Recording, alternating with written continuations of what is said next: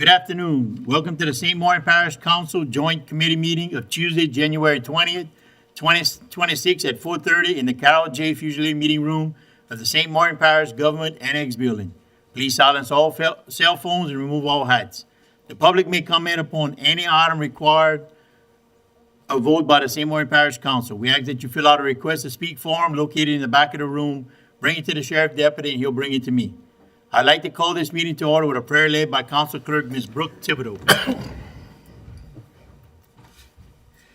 Heavenly Father, we come to you today asking for your guidance, wisdom, and support as we begin this meeting. Help us to engage in meaningful discussion, allow us to grow closer as a group, and nurture the bonds of community. Amen. Amen. Ms. Narcisse, would you lead us in the pledge? I pledge allegiance to the flag of the United States of America and to the republic for which it stands, one nation, under God, indivisible, with liberty and justice for all. Roll call. Everyone's present. Mr. Melison's excused.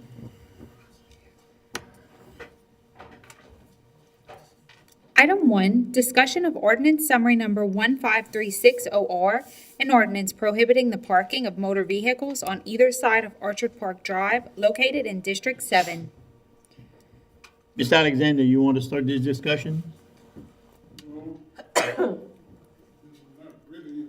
The only thing I could tell the council that a lot of the residents on Orchard Park is requesting signs on both sides because not only for safety for their children, but it's also because whenever they have functions there, I hate to use the word, but some of the patrons, they're going to urinate in people's yard, and they're just sick of it. And so oh, it's not on. I'm sorry. Okay.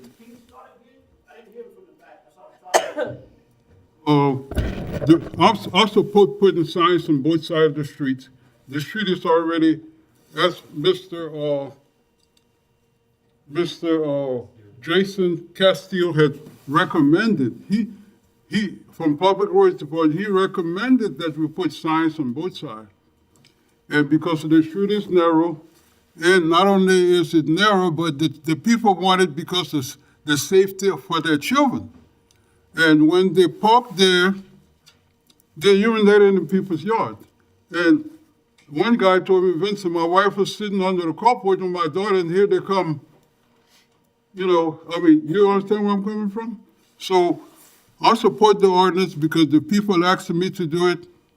And the last time I actually been to Orchard Park was when I ran the last time. So unless they call me, I don't go.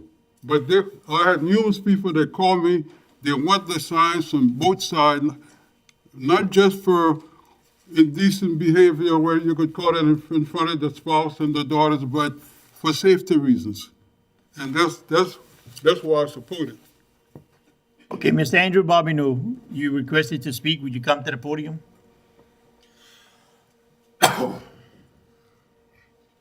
What we need is name and address. As long as you said it, we could. Come on now, y'all gotta give me I want my smile now, President. All right. I wanna start off and I wanna thank each and every one of you, again, giving me that time. Miss Carla, can I have that gavel, please? Oh, no, you don't have it no more. I don't have it. Corville, can I have that gavel, please? That's messing with y'all. First, I wanna start off by reminding the council of, we're no longer police bureau. When we became parish council, you got guys like Pat Clues, the late Pat Clues, Mr. Red Higginbottoms, Mr. Jimmy Bear, Mr. Thomas Nelson. When we ran for parish council to switch over, they gave me fair warning that it was not going to be favoritism on voting on one. For instance, Mr. Alexander told me that y'all was going to vote his way because that's his district. And that's not how the parish council works in the home rule charter. You, hold it, sir, we're going to respect each other. But that's not We're going to true. respect each other. Go ahead. So, we have today, the other two ladies, they have reason, and I have reason. He spoke about the indecent exposure. How will the no parking sign stop someone from standing up on the side of their car, in between the door and the car, and relieving themselves? They did not expose none of their private part. Now, granted, it is disrespectful if certain things happen. But this guy, they told me he was clearly in between the door. So now how will no parking signs stop someone like myself who has diabetes and I don't have a gallstone anymore? I don't have a gallbladder. When I gotta go, I gotta go. So how will that stop that? Now, another thing I wanna say, this subdivision was built almost 25 years ago by engineers, whoever else, construction people who made this possible. No one saw a need back then to put no parking signs. There was never an incident where the sheriff department was called saying that, hey, we can't get through, traffic is built up, this and that. Even in December, when I had my trail ride, people were parked. No sheriff department was called and said, we can't get through because the road is blocked. Okay, there was never an incident where they had to do that. Now, I'm gonna be honest. Now, y'all have been knowing me for a little over 5 years now, coming here and I run my mouth and I blabber off. But I'm gonna say the truth. I did have a young lady meet up with me at a store. Told me her driveway was blocked. Okay, we can solve that problem. That is a solvable solution to not block driveway signs. You have people live down Orchard Park Road that have family gatherings. A few years ago, I passed back there, they had a guy, I call it a balloon screen. They were watching the Super Bowl. So is it right to stop a whole community for one little incident that happened? I don't feel it's right. I mean, we live in a parish. I'm not going to use the country as a countryside where you can do what you want, because I have a business in the country and I want to be respected as the city businesses. So now you have two other young ladies that's here. One of them even have a petition saying that they don't want it. I looked out in the audience. None of them here to say that they want it. So whether they called him or not, I'm not sure. I did get some feedback on Facebook about it. And like I told him, I apologize for it. But again, I say, no body part was exposed. It was covered. It was between the door and the vehicle. I mean, even if a sheriff department or any kind of law enforcement would have came there, they couldn't have gave him a ticket for indecent exposure because no one saw it. So again, I'm going to remind y'all, because Mr. Alexander specifically told me that y'all was going to vote his way because that's his district. And that's not what the Home Rule Charter calls for. I thank y'all again. I got some more time left, man. We routed the 5-minute mark, Mr. Bobby. Oh, that's what I call him, man. Thank y'all again. I want y'all to please consider what I said. Consider what the young ladies say. And if anyone else have something against it, fine. But there is a solution. Like I said, there is a solvable solution. Do not block driveway signs. I mean, another thing I'll come to mind right quick. We worried about no parking signs. Where is the sign saying children at play? Where is the signs that saying drug-free zone? And if there is any handicap, where is the sign that says handicap zone? Why are we worried about no parking sign when we have much better signs to put up that would protect the community? You see, he let me pass my 5 minutes. We got to find him. Thank y'all Mr. very Bobby. much. I appreciate y'all time. Ms. Danielle,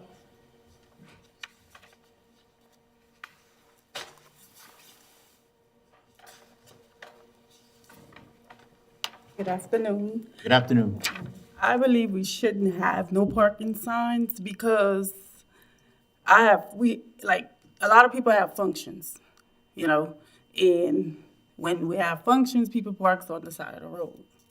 And if we put the no parking sign, I believe we responsible for, you know, we have to pay for it. It's our responsible. So I believe we should have it. And just because with one person going on, because my sister, we went to door asking people, will they sign this paper? And we explained to them why, and just about everybody signed for not to have it. So, thank y'all. Ms. Patrice, is it? Thank you, Ms. Danielle.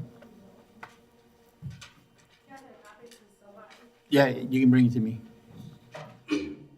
Is that the signed petition? Yes, these are. Okay, can we have the signed petition to where we can keep, can we keep them? All right. Hello, I'm Patrice George. I don't know, where the information came from that people was calling for the no parking signs, because I've been in Orchard Park for over 15 years, and we ain't never had a problem. And I know majority of the residents there, and went to them and explained to them about what was going on, because we was not informed what was going on. So we drew up a petition for everybody to sign that was comfortable. I didn't force them to sign it. I just told them what was going on.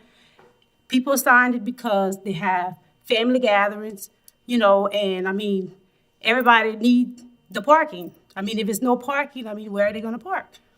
So that's, what I did as a resident of Orchard Park. So that way, we have no problems. So, pretty much everybody signed and everybody was against it. And I got a whole bunch of people that signed it. Nobody said they didn't want to sign it.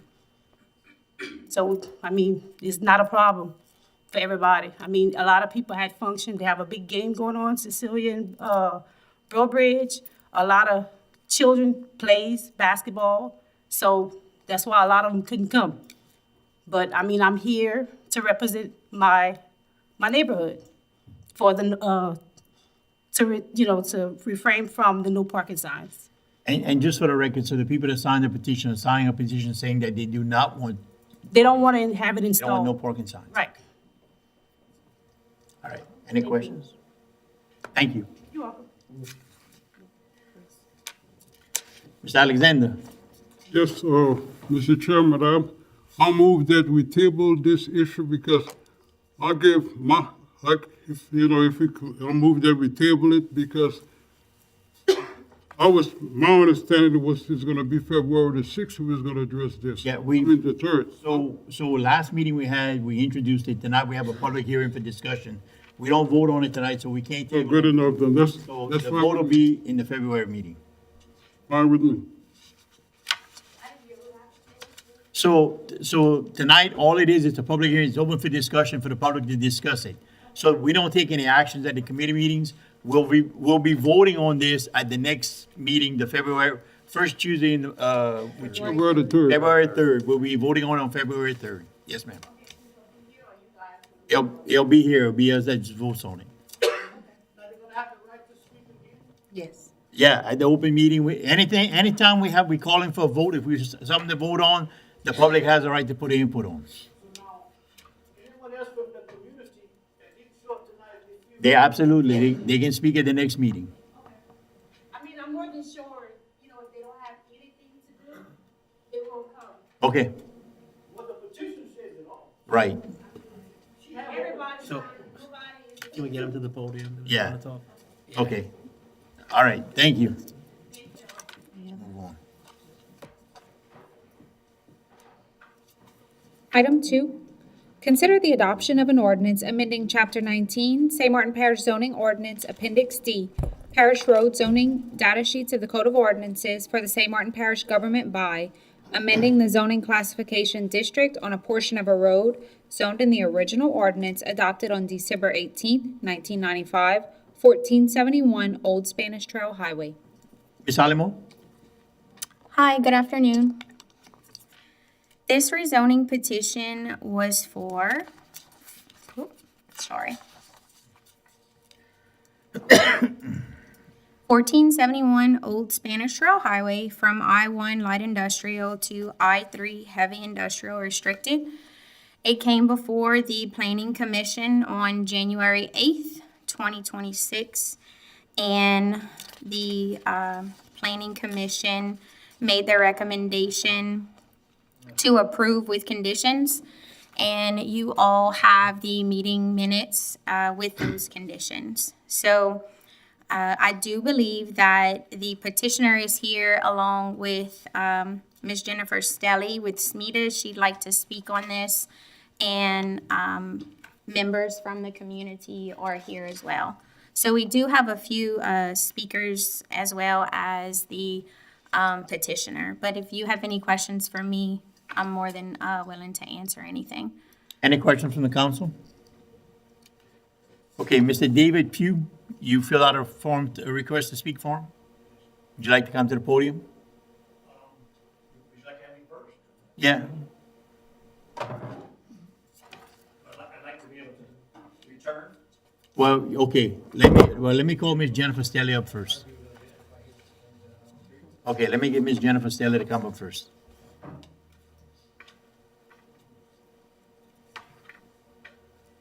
Hello. So SMETA ran an economic impact study on this project. The company, AWS, committed to creating 25 new direct jobs. And I don't know, do y'all have a copy of this or no? No? Okay. They do? Okay. So they committed to creating 25 new direct jobs, which I think is important in that area. Because in the last year, we've lost a lot of jobs in that area with the shutdown of Safe Source Direct. So this would, the average salary is around $40,000 for these positions. So this new company would absorb some of those jobs losses in that area that we really need to replace right now. They estimate $1 million in new direct jobs annual payroll yearly. And it's estimated to create at least 11 new indirect jobs. They're going to spend around $3 million in CapEx, capital expenditures, between equipment and real estate. So overall, total tax revenue over 3 years, a 3-year period, is $218,000, a little over $218,000. So this, it's not a huge project, but it is an impactful project. I said this before, that SMETA would never endorse a project that we thought would be bad for the parish. We think this is a good fit for this area. We did our due diligence. We went out and toured a facility similar to what they want to create here. It's very clean, it's very quiet, it's unintrusive, and we just didn't see any issues with it. It's also adjacent to the landfill, which I know is an issue, but this facility would actually be preventing extra materials from entering this landfill. They would be taking these materials and keeping them from going there. So if you have any questions, I'd be happy to answer them. Any questions from the council? Thank you, Ms. Stelly. Mr. Chris Schultz?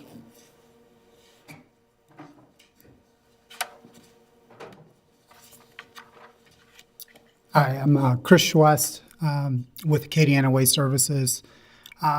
We're asking for this rezoning so that we can do our operation. It's a sorting and baling operation where we're going to be processing recyclables, aluminum, plastics, paper, cardboard. And the main thing is all of these operations will be conducted inside the facility. I'm happy to answer any questions on that. I do have, the planning and zoning did approve with some restrictions, which generally we're okay with. We did have a couple comments. I don't know what the proper time to discuss those are.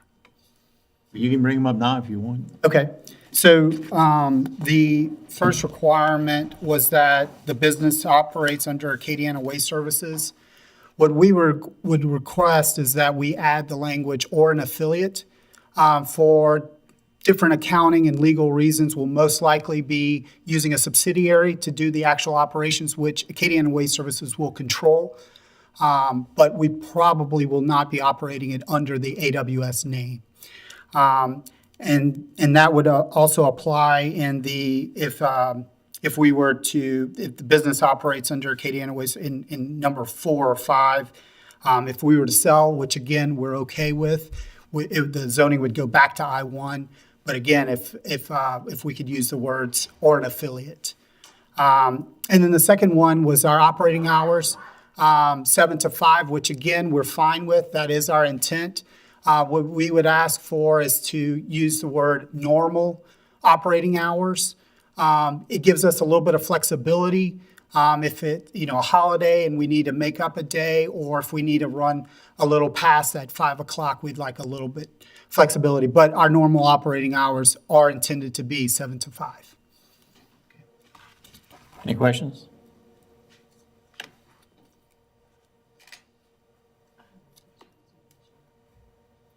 Ms. Narcisse? I just have one question. I just want to make sure you said the activities will be taking place inside the facility. Yes, ma'am. We will be processing within the back facility, and any storage of the baled materials will be housed inside of one of the front buildings. So I have a question, Council. If they would start processing anything outside the building, they would have to, Marvin, maybe? They would have to come back? No, not No. really. Huh?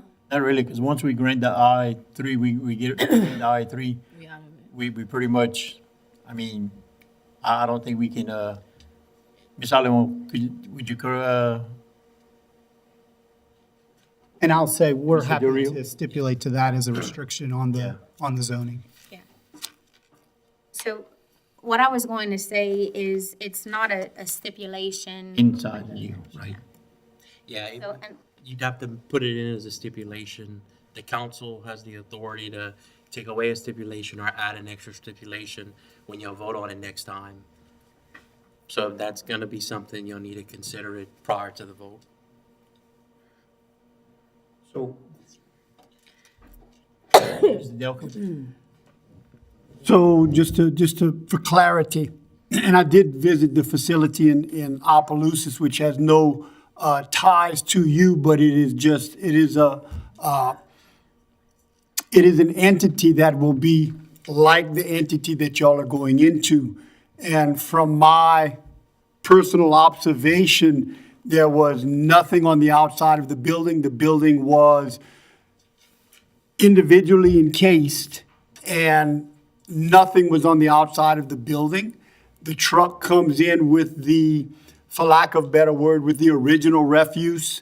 It is then discarded from that truck and then divided and separated within the building, and then banded and logged within the building, and then stored within the building, and then taken from the building to whatever facility will then take it to the next level. Am I correct in that analogy? Yes, sir, except I wouldn't use the word refuse. Okay. The items that we're going to have are going to be recoverable or recyclable items that are going to be already diverted from the waste stream, so they will not be refuse. Yeah. What we're going to be sorting is they're going to be coming in together. So all the plastics and aluminums and cardboard and paper are all going to be in one truck. So we are going to be sorting those materials into just plastics, just aluminum, just paper, and just cardboard. But to answer your question, yes, everything will be, all operations, everything will be inside the facility. Nothing will be outside the facility. And as was portrayed to me, the decibel levels of the unit, the baler. the baler was well under just normal decibel levels, and you'd have no problem possibly for the so that the individuals that may have concerns that a decibel level may be able to be put into the restrictions or so forth, would you have a problem with that? I don't know the exact decibels though to put it, but if there's something that would rise to the level of, obnoxious, we would be well below that. This is where I'm coming from in my position is that the individuals that live there, the residents, take precedence. Of course, we want as much business as possible to come into the parish. And I just want to make sure that they're assured, the councilwoman from the district is assured, and you've appeared to be amendable to do whatever you need to do in these restrictions so that everybody is comfortable with the organization and the work that you will be doing, and that there's some comfort level, the council, with the parish, and with the residents, to where we can all get along and move on with this thing. No, absolutely. And again, the Baylor that you witnessed at St. Landry Parish was 1986. Our Baylor is going to be much newer. So I would imagine that the decibel level would be at or below what you witnessed. Thank you, sir. Any other questions from the council? I just want to make a point because me and Mr. Jean-Baptiste attended the Planning and Zoning Committee meeting, and I had a few questions that I wanted to ask. Some of my questions got answered. So we're comparing the facility y'all using to the facility in St. Landry Parish. The facility in St. Landry Parish does only St. Landry Parish. It doesn't do any outside. It's only theirs. So, and it's immaculate. Richard runs a good ship over there, but he's not dealing with a lot of other people. I went to the one in Baton Rouge. It's a nightmare. I'd be the first one to stand up and holler in here, no way, if we were doing what Baton Rouge is doing. Baton Rouge it's worse than the landfill. That's how bad it is. It's pretty much, it's a bad deal. It's more a transfer station what y'all building, to where y'all gonna drop off recyclables, sort the recyclables, and ship them out to a recycling facility, right? Yes, sir. And the biggest difference is that the Baton Rouge services about we don't have the exact numbers, but over 250,000 homes. Right. Our operation is 25,000 homes. We may, we haven't negotiated with anyone else, but like Brobridge, they have single stream, Karen Crow, Youngsville, but total of all of those is another 20,000 homes. So that's the limit of what we're looking for this facility. We're not looking to be what Baton Rouge does. So we should never outgrow, expand beyond the building that we have now over there. No, sir. That was my question is, how far do y'all plan to expand out? Is it only AWS, or y'all gonna service other, The only communities would be the ones that I just, just those communities Yes, there? sir. Okay. No other questions? No, but I for him. Thank you. thank you. Mr. Pugh?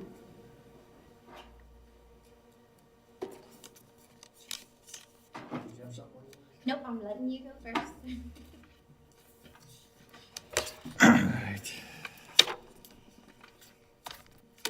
I'm kind of like, why District 2 all the time, We've already got this industrial 3 over there. They started out small. This dump site was just supposed to smell a hole, just fill a hole. Then they got bigger. Then the people on the wall decided Greenpoint should be even bigger than that. And then the DEQ decided, well, let's change their dimensions so they can get even bigger than what they have. It keeps coming to us. This little neighborhood, I don't believe I-3 should be anywhere near any of these residential areas. Burke Road is residential all the way around it. So many bad things can happen to I-3. We've all seen this zoning regulations. Some of the things that I-3 can have, not saying this is not gonna happen tonight, but industrial 3, it can have slaughterhouses, junkyards and salvage, transfer stations for waste pickup. That's true garbage, not recyclables. Solid industrial waste incineration sites, infectious waste sites, treatment of non-hazardous oil field. The only thing that you can't have is on district, zoning 4, that's like nuclear stuff. Hazardous waste and nuclear power cannot go to I-3. That's about it. Everything else can go there. If you open the door to I-3, there's somewhere else will be coming. There's a huge piece of property behind it. I see people marching all the way back. They're coming right through Burke Road, and there's families that live on there. They've been there for generations.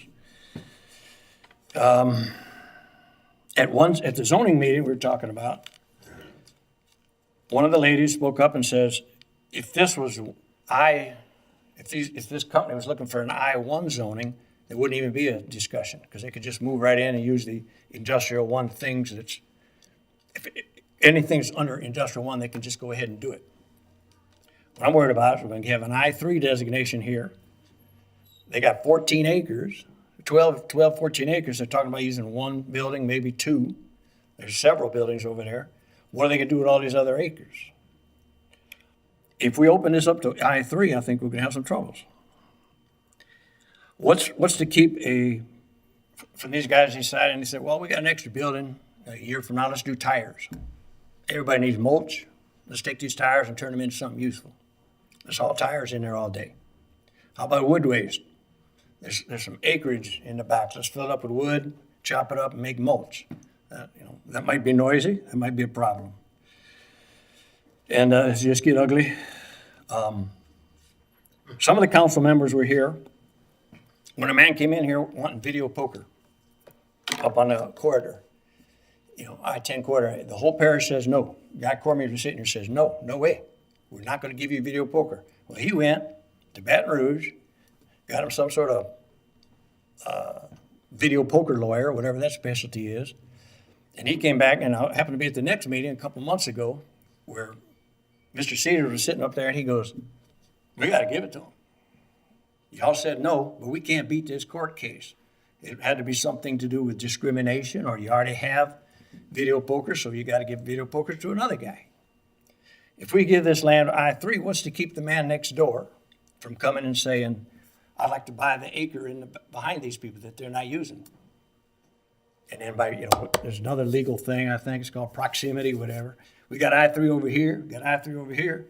You're letting these people do I-3 with their land. Why can't I do I-3? Why can't I do what I want to do with the land? These guys promised to lease it to me. They want to lease it to me. I want to use it and make my dump even bigger. Or somebody that wants to do the tire thing. We've had a man try to move in on Duchamp Road.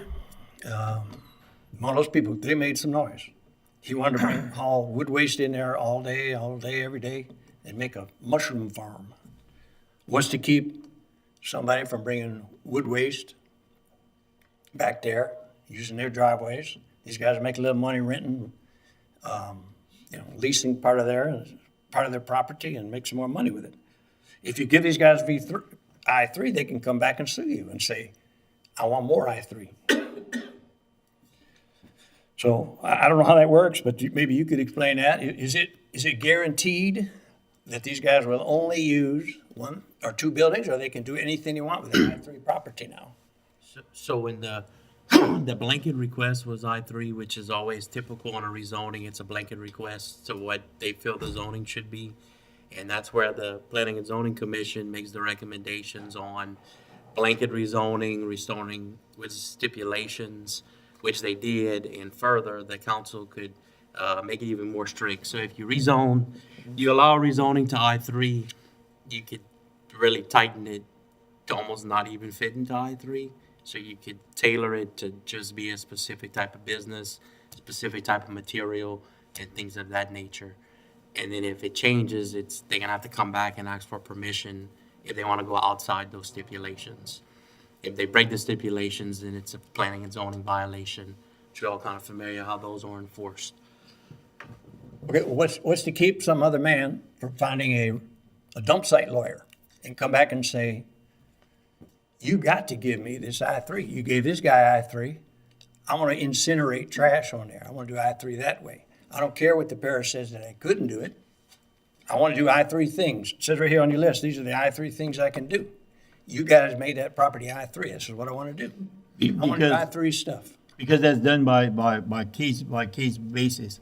So basically, if we put Didn't work with the video poker. no, video poker was a different story, because what happened with video poker, they didn't go get no highfalutin lawyer. That's what they got them a gaming permit. And when they got a gaming permit from the gaming industry, we had no say so in it anymore. But the only thing that doesn't supersede local government on state and federal, and correct me if I'm wrong, is our zoning issues. So if we were to rezone this thing with stipulations saying that this could only be a transfer station, which is what they're asking for plastics, cardboard, and those items, to where it's not for wood, it's not for tires, we could stipulate that and put that inside the ordinance. and on the regulations. And if they wanted to do something with it, they'd have to come back to us. They can't sell that thing, they can't operate, they can't sell, if it sells, the planning zone already put it in there, it reverts back to I-1. So if they get out, if they decide to sell it, well, whoever buys it's gotta come back and ask for a rezoning permit on it. So there's regulations we can do to keep it from happening. I understand where you're coming from, Mr. Pugh, because, I've been here for a while, and I understand the issues y'all have with Greenpoint. And look, I'm with you on all that. On this right here, that we can regulate it, it's about case by case. If somebody wanted to lease property from them to do it, then again, it wouldn't be one of their affiliates, it would be someone else. Then we could prevent it from happening, because they'd have to come back to planning and zoning. So basically what we're gonna do is if we approve this thing, it's approved for only what they're asking for. And we can tighten up the regulations to make sure that's all it is. Can they expand what they're doing to all 14 acres or all 12 acres? Can they start stacking things here and there? Well, they say they're not gonna stack things outside. Can they do more industrial 3 stuff on there? They can do more of what they're asking for with the expansion of it. They could expand, yeah, they could. Okay, one of my other points is, I found 3 different places that are better for this. They're talking about spending some money, a couple $100,000 here, $1 million or whatever. But there's 2 beautiful industrial parks, built to be industrial parks. Smeda, there is room there. It was stated at the zoning meeting that Smeda Park was full. Well, there's 3 empty buildings there, and there's 4 lots for sale. There's 2 buildings being under construction right now. So there's room for what they want to do in an industrial park. Plus they have access to Highway 90. And then we got the $2 million driveway into the Spanish Trail place. They got hundreds of acres to play with. They've got some places to rent. Safe Source left town. They got to have some warehouses that they could use. And in Martin Mills, what's wrong with that? There's a huge parking lot, big empty spaces inside. They could do all this stuff in there. Doesn't have to go up to next to people's houses. There's at least 3 people that are going to be really affected by this. And they're right next to their driveway and parking lot that they're going to be in. That family's been there for generations. There's another guy, I just met him. He's a retired policeman from Rapides Parish. He moved down here to try to get away from something just like this. And now I-3 is coming back on him. He didn't move into I-3. I-3 is getting on him. So there's 3 different places that are better for this. I don't know why it has to be in our neighborhood, man. I don't know why. It doesn't have to be there. There was issues with traffic at it's a zoning commission. They kind of blew that off. Said, well, it's a highway. If it's industrial 1, you'd have traffic. If it's industrial 3, you're going to have traffic. Traffic is what traffic is. You're going to have it. I think you've explained the guardrails to me. That was one of my next questions, but it just seems so dangerous to me. Can you as a lawyer guy, the lawyer words, this is locked in there. People can't come in there and say, because you gave this property I-3, I want to incinerate trash on there. Well, that's all, it's the council, they have to follow their ordinances, and when property is rezoned, the council has passed the process on how it's done. So we can't stop businesses, citizens from requesting a rezoning. The council could stop a rezoning if it doesn't meet land suitability. That's what you look at on a rezoning.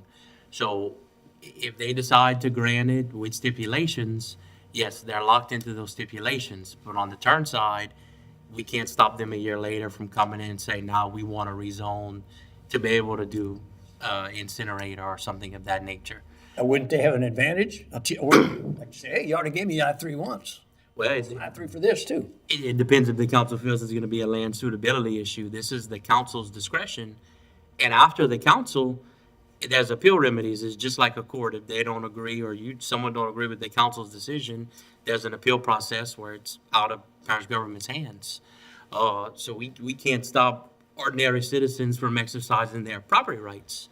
The local municipalities and governing authorities, that's their vested right to regulate. That's why we have the ordinances, but we also have to give them the option to rezone if they want. You don't have to grant it, but they have to consider it. And again, it's a land suitability issue. I just think this is a Trojan horse. There's more coming. I'm really scared of it. I don't think it's a good thing. I don't believe it. And industrial things don't belong in neighborhoods like this. You know, and another thing, it's always bothered me, you know, Iberia, they celebrate Old Spanish Trail. They got signs on there, it goes right through the middle of town, Old Spanish Trail, Old Spanish Trail. You get into Broussard, Old Spanish Trail, signs, beautifications. I think Old Spanish Trail is like the second oldest highway in Louisiana.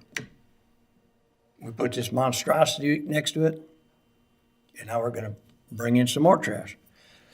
I really hope you vote against it, and I mean, it seems like we can't stop doing favors for Lafayette Parish, you know?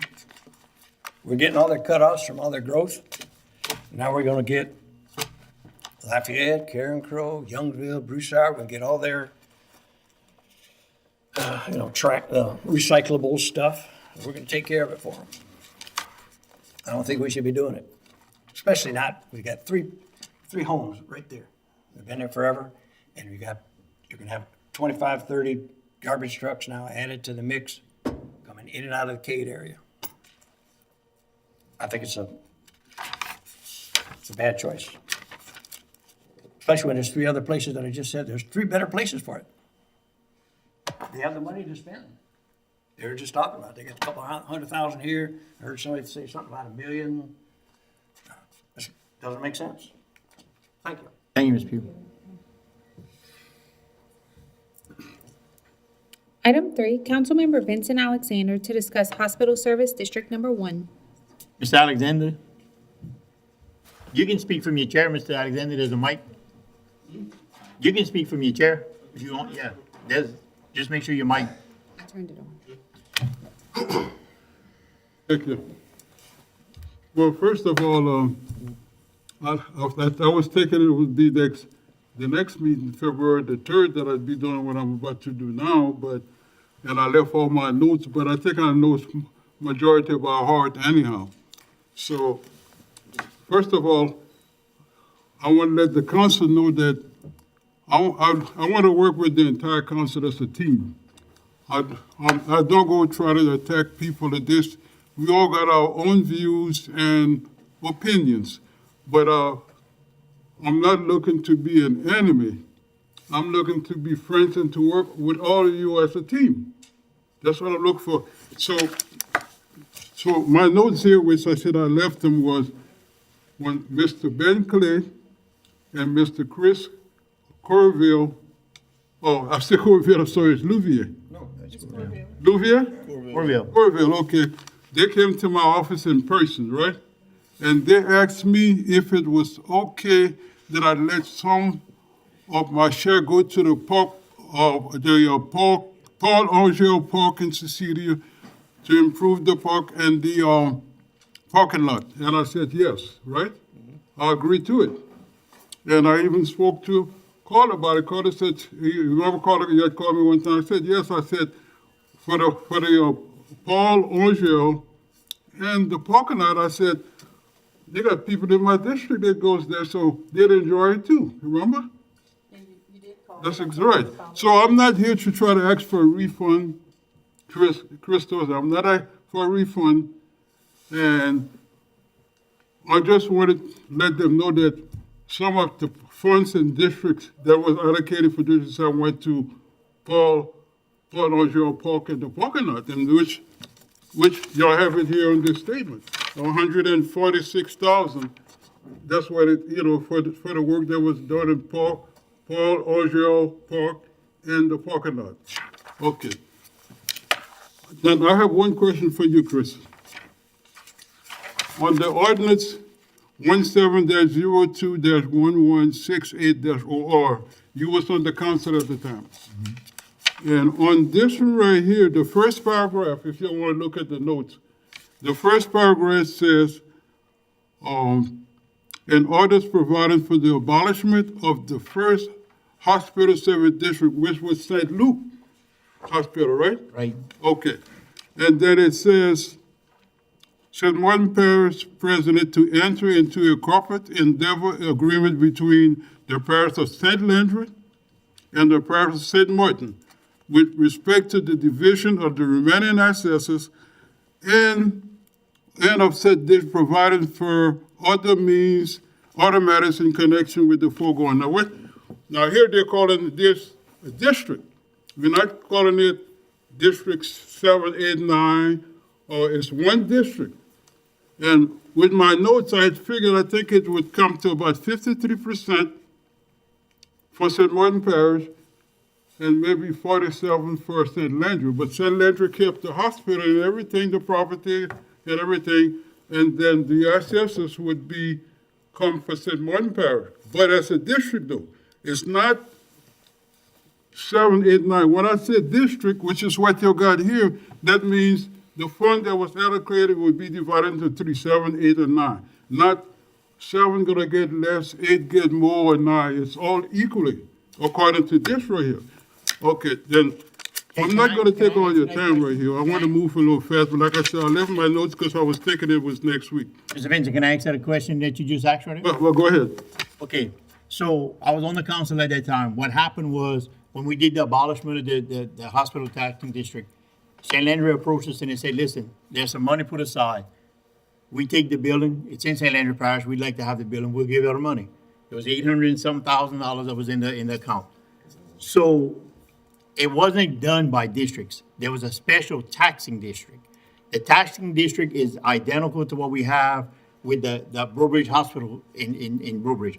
Not everybody pays into that district. It's only portions of certain areas that where it services that pays that.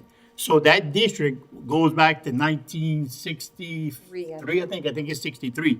So in 1963, we were in police jury days. So we don't have we didn't have maps, we don't have any information showing exactly where the district was, but we do know that it was in the Cecilia, Ornerville area, and the portion probably was the district that you represent right now around, I'd say around Tesh Elementary, because the further you go down into your district, what you represent, they pay on the same, the Woolwich Hospital taxing district. So it wasn't given back by district, it was given to the whole parish. The money could have been spent anywhere in the parish. This is what happened. It was discussed at that meeting that night, and it was pretty much, there was never a resolution, and there was never an ordinance passed.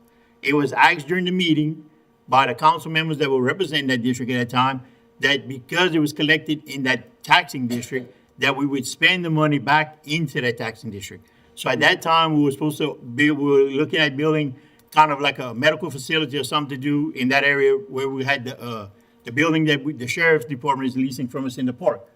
So we worked on putting something together. They looked at it, but it was going to be too expensive. So that's when they came to the conclusion and they said, listen, let's put the money into the Cecilia Park. That's the only thing we have there that we can spend the money on, that the money was collected in that district. So the Cecilia Park was pretty much in the middle of the district that the money was collected in. So it was agreed upon. So I'm not sure where you're going with this or what you want to do with the money, but here's the thing, Mr. Vincent. We voted, I voted, you voted, and this entire council voted 2 budgets. We passed the 25 budget and we passed the 26 budget, where we line item that money and we put it to be spent only in the park in Cecilia. It was never given back to District 7, District 3, or whichever district it was. It wasn't given back to those districts. It was given back to the parish. It was collected only in certain districts. Just like if we'd abolished the Garrett Memorial Hospital. The rightful thing to do would be give it back to those people. Kind of like with Ms. Corliss' district, where she has a special taxing district within her district. It's not fair and it's not right for us to use that money in other districts because it's only those people that paid for it. So it wasn't given to, nobody has a percentage. Mr. Clay's district doesn't, Mr. Corville's district doesn't, your district doesn't. Y'all don't each own a percentage of that money.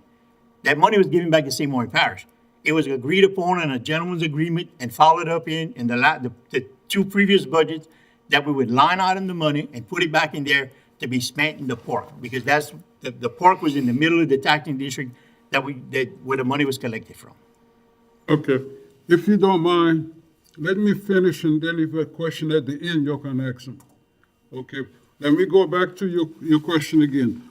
On the first paragraph in that ordinance, we talking about districts 7, 8, and 9, because they're the one that was paying taxes, okay? When they closed St. Luke,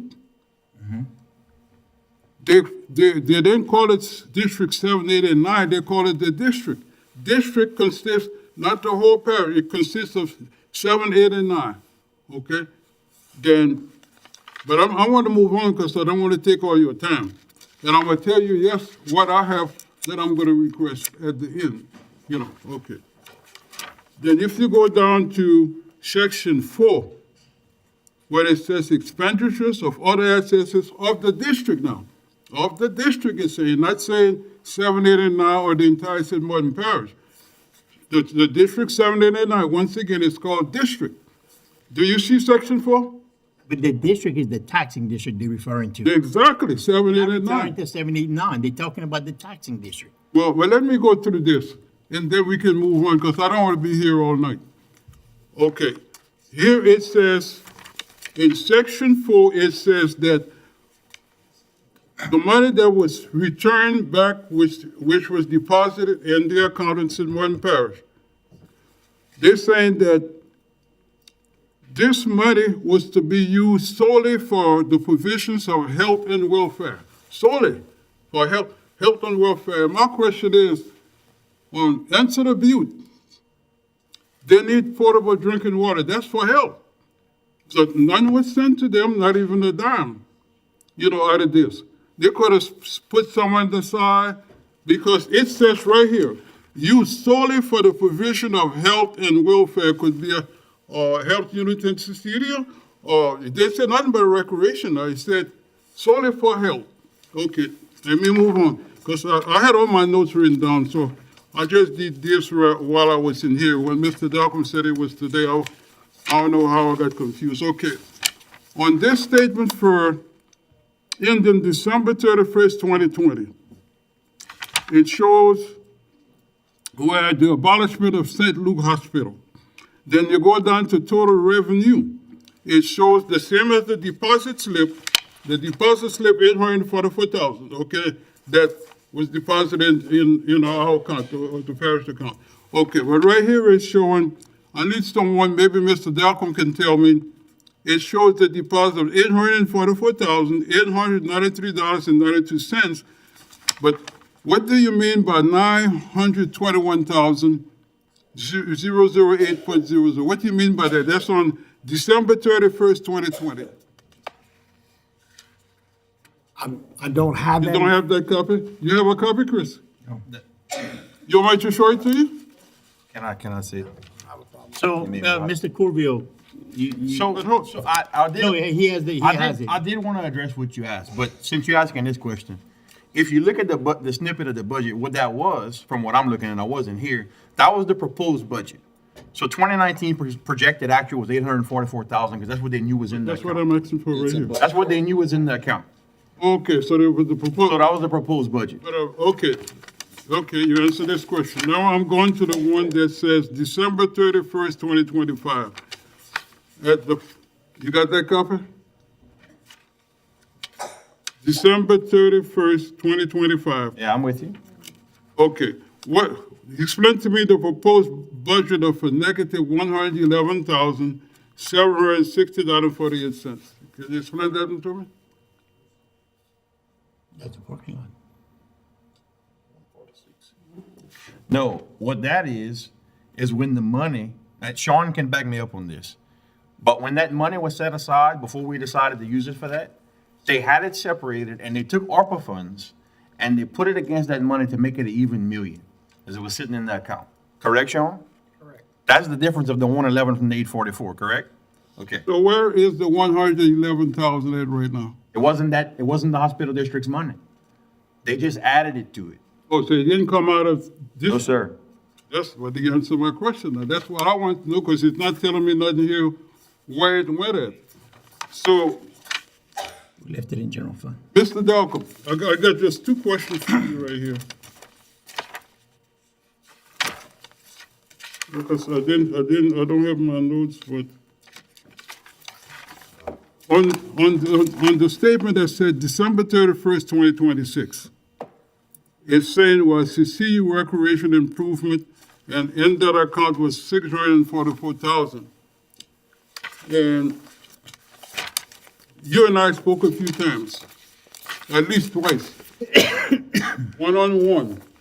And my question to you is, I know you mentioned twice, you said, Vincent, if, as soon as we can raise 25,000, we're gonna use that to apply for a grant for portable drinking water in Cedar Butte. You remember telling me that?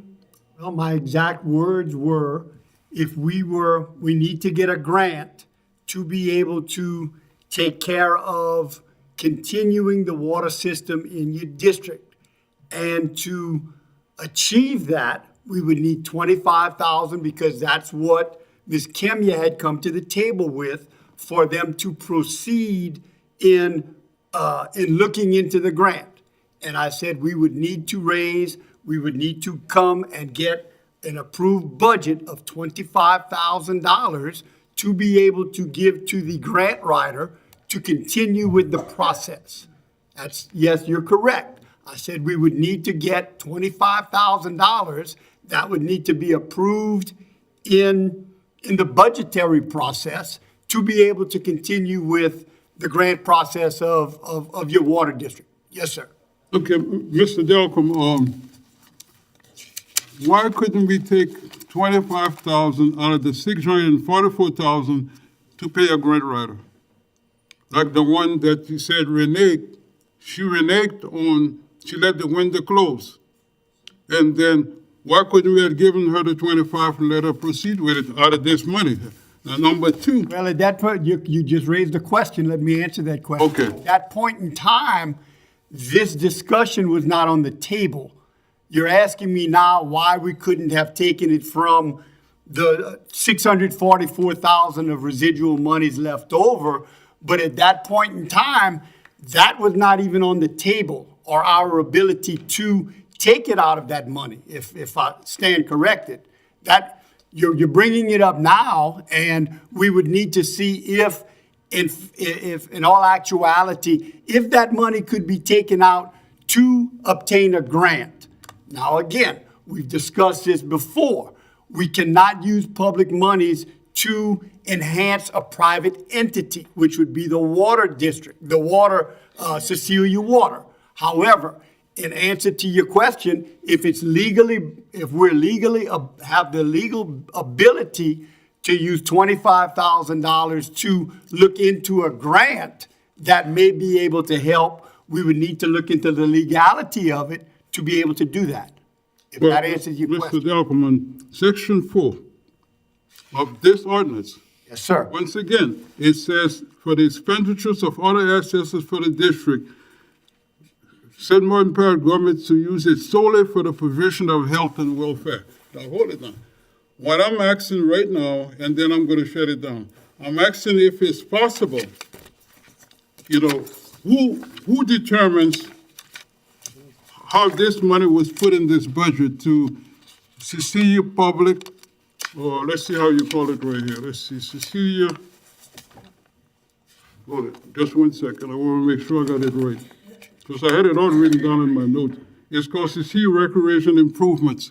Who determines how them funds went in there? Is it the council or is it the parish president? Council. Huh? The council, you voted The on it. council, okay then. Well, my question now is, would the council be willing to put in the budget, maybe do an amendment, to put some of these funds that's in Cecilia Recreation Improvement and create an account called Cedar Butte Water Project or a Healthy Drinking Water Project, whatever you want to call it. Can we do that? I would, from my position, I would confer with the attorney. Exactly. With the attorney to see. Mr. Durio and Mr. Tozer, you just said it. Would you be willing to work with me on that? Here's the problem I'd have with it, and I'll tell you where we're coming from. So if we go back to the initial conversation we had when the abolishment was done, we wanted to keep the money within the taxing district. The Ansel Butte area wasn't part of that taxing district.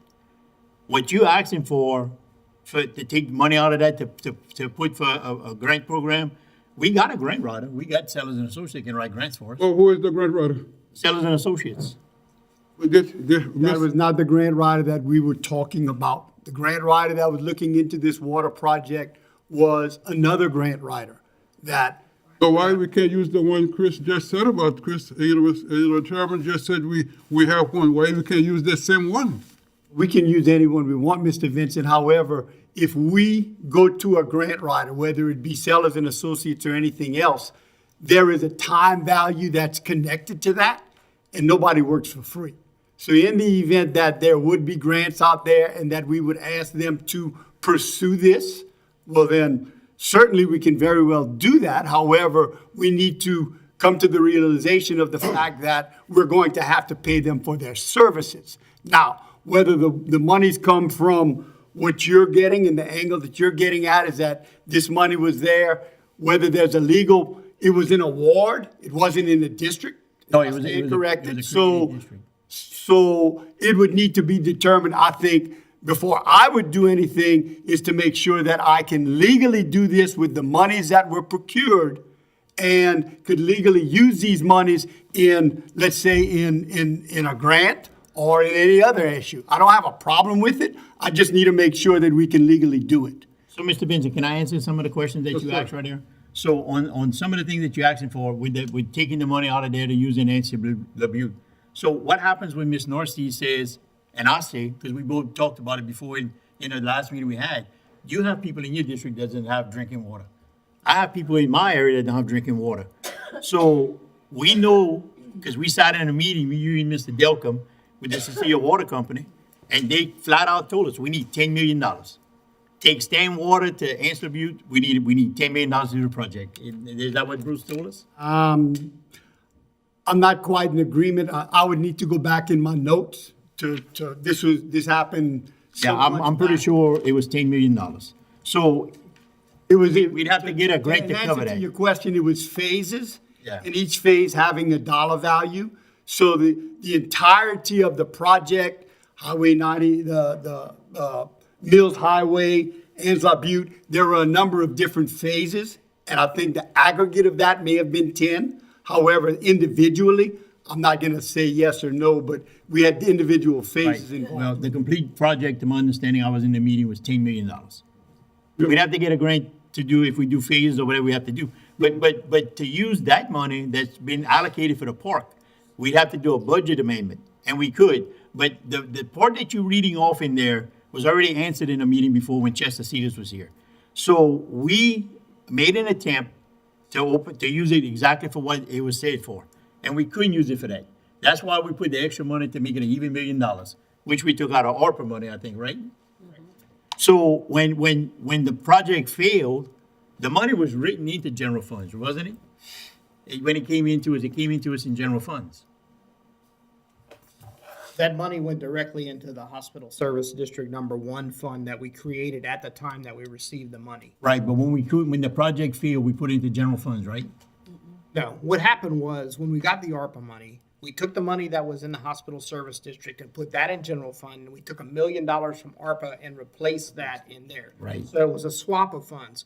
And then you guys decided in 2024 to amend the budget to put all of that back. So we reversed the whole transaction and put the $844,000 back in the Hospital Service District. And that's where we are now. But Chester had made the comment, if I'm not wrong, if I'm not mistaken, that because we made the attempt to use it for that, but we couldn't, that the money could be used for something else.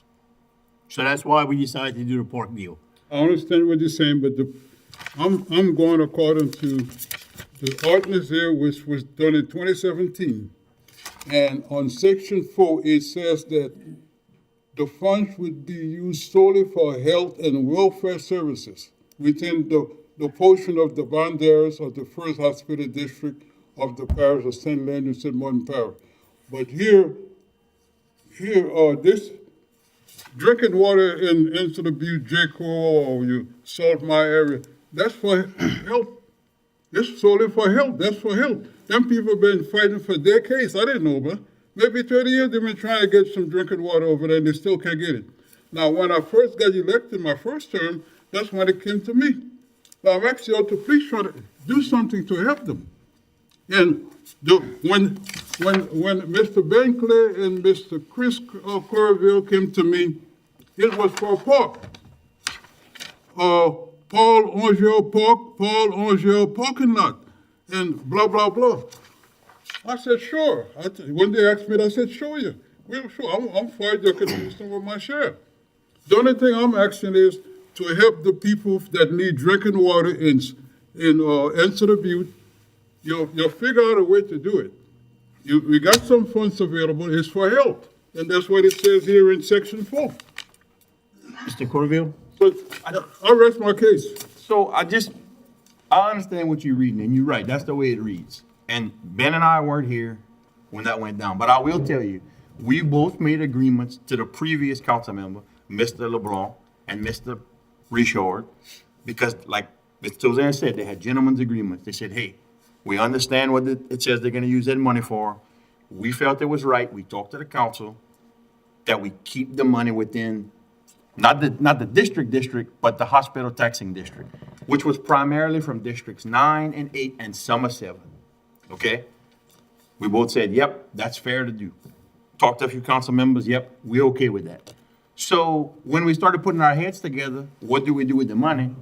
What does District 7, 8, and 9, what's the one thing we got in common? Cecilia.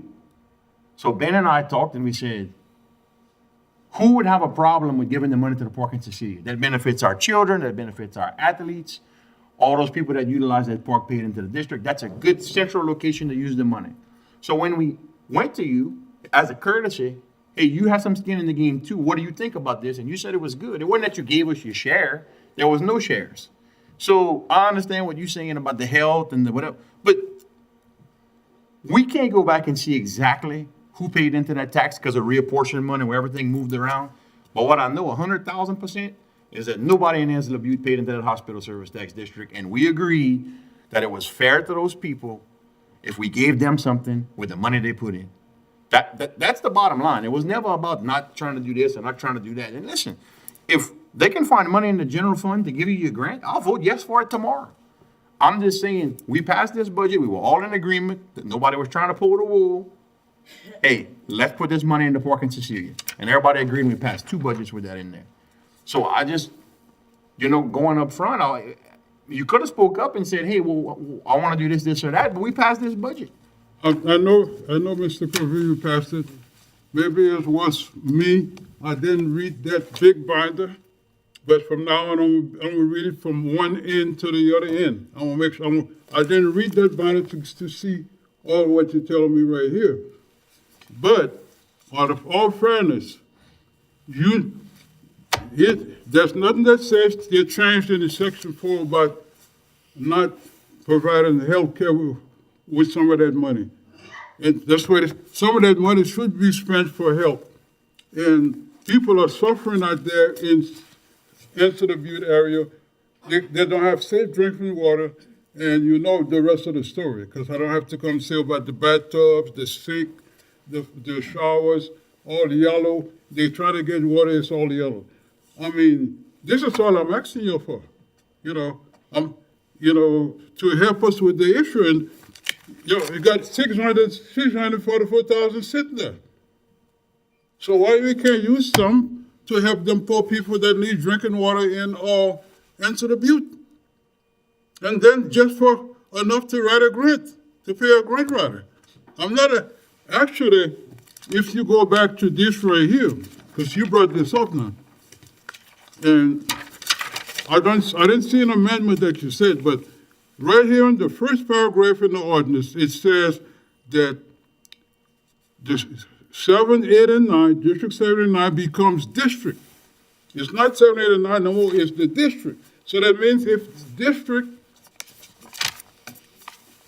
the district, then you got 53% came from St. Luke Hospital. Out of the 47%, they kept 47, the district got 53. So that means they didn't say St. Martin Parish here, 7, 8, and 9. They said the district. So that means we could spread it, some of it over there into the Butte. That's what I don't understand what you're saying right here. But I don't want to argue with nobody. Like I said, I want to work with the council.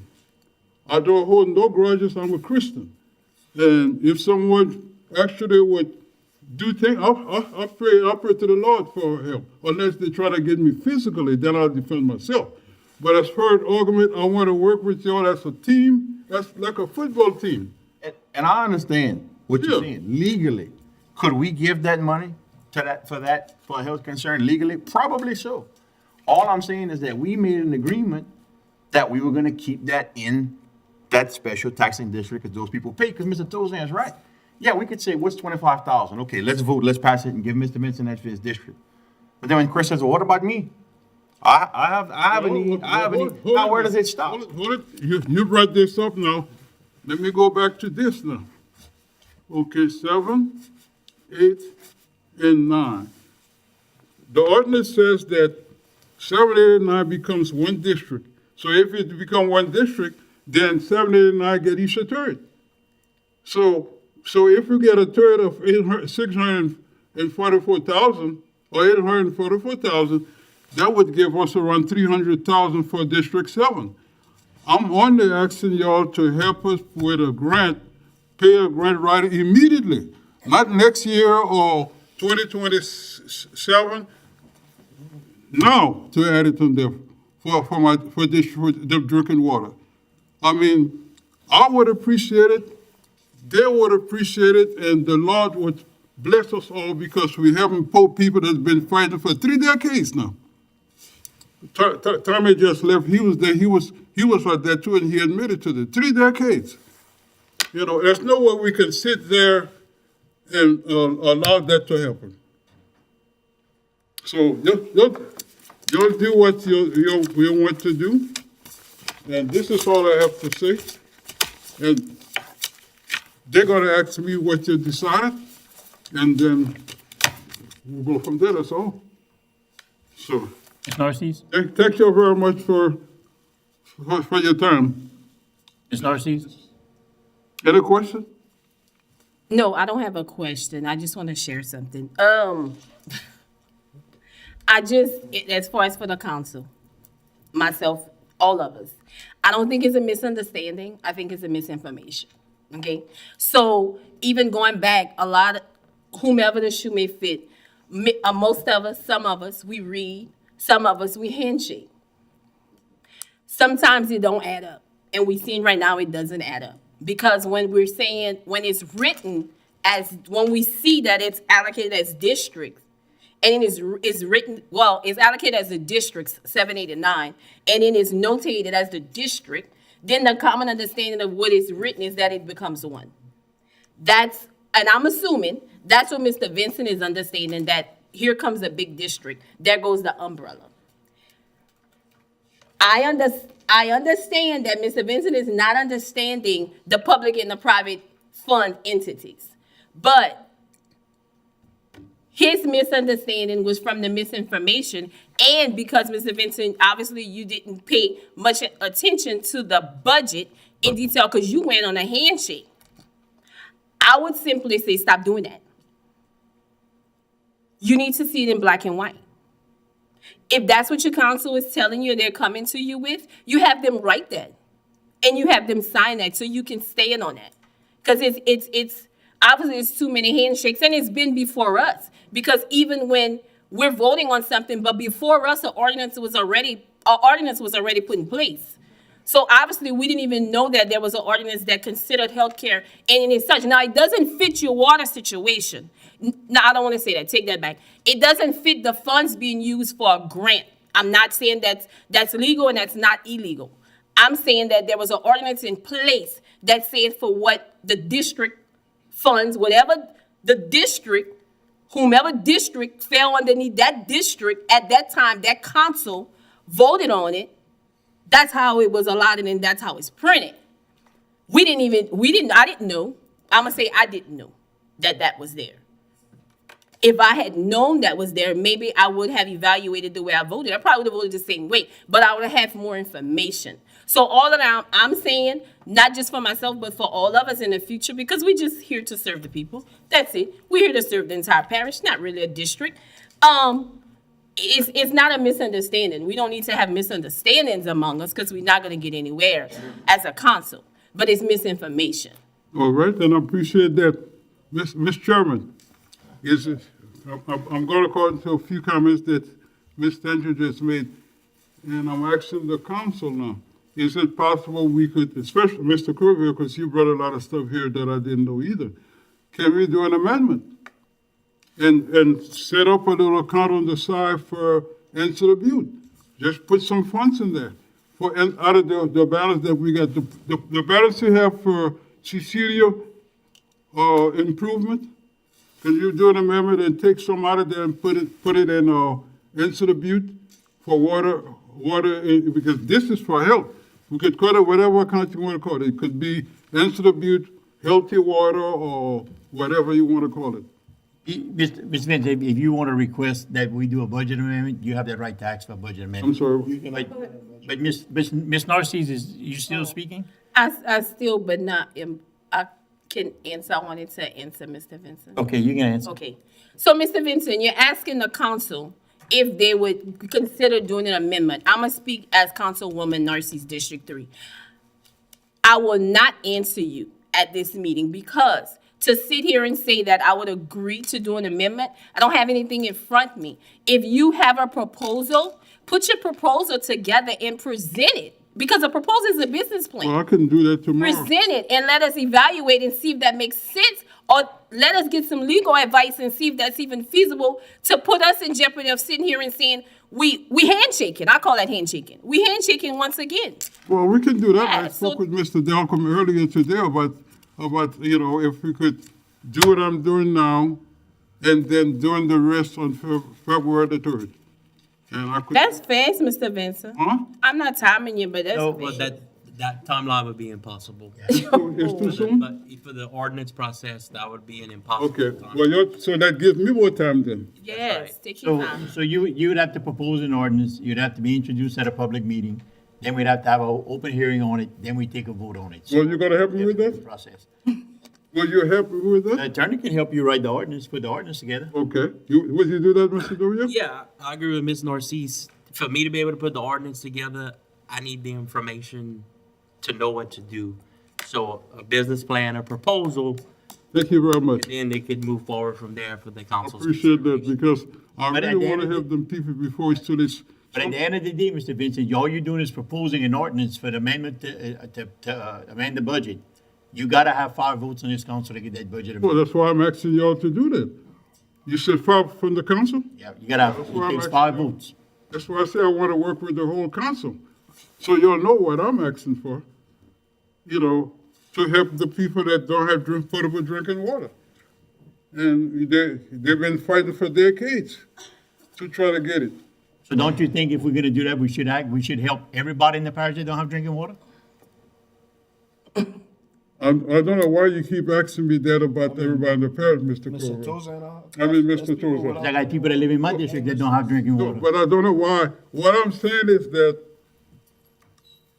let's be fair with my district. It's my district I'm talking about that's been for decades, But my district has never Hold had it, water. hold it now. Let me answer your question. You remember recently, we was on TV when you had that press conference on Chesbrough Road. The media went inside some of the houses to show how it was coming from. You know how that old saying that say, you're a duck hunter, D-U-C-K, you hunt duck? Yes, the duck that shouts louder gets the most. So we shouting louder right now. And then we go to the next. I think Mr.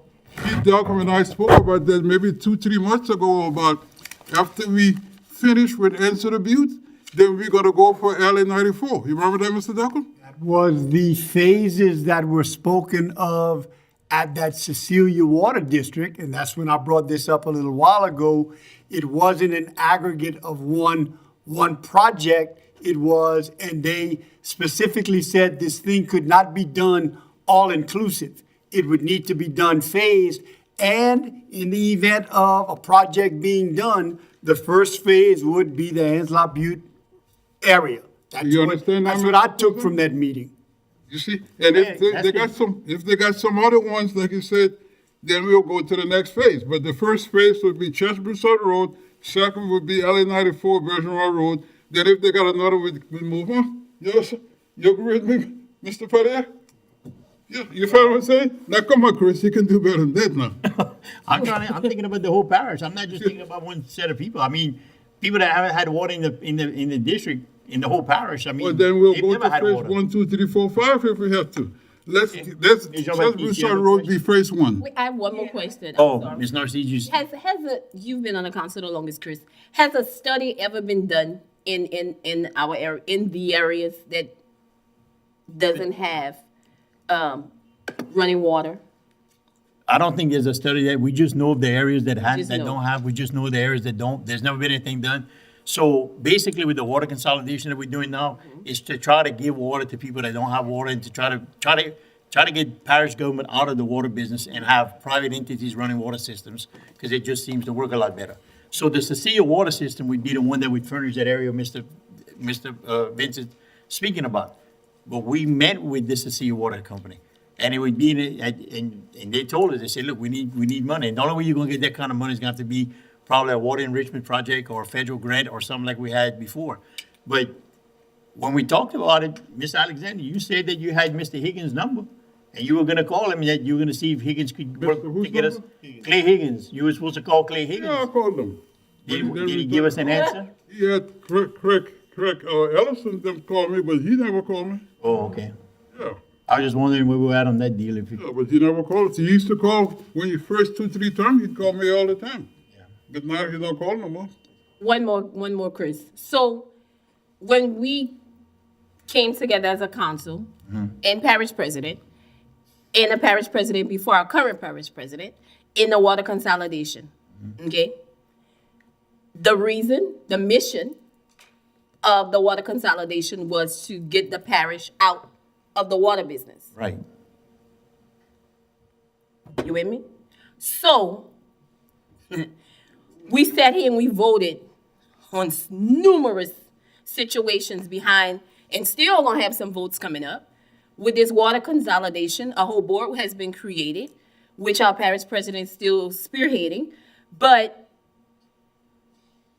if we touch, and correct me, because I wanna, if we touch a water project, well, we